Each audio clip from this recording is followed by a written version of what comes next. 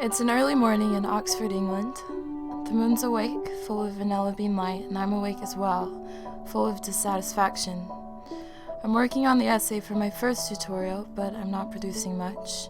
Instead, I'm backspacing and interrupting the flow of sentences by ending them. I want to impress my tutor, but I also want to improve myself. I read over the conclusion one last time, and then I go to sleep.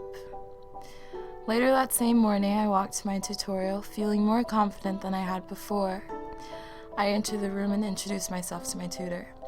She sits at the end of a long table, and I sit down at the other end, facing her. Her criticisms pick it apart, and I feel so badly that I actually start laughing. At that moment, I realize that everything she says is an analysis of my work from a more critical perspective, but nothing she says is a jab at my creativity nor at my effort.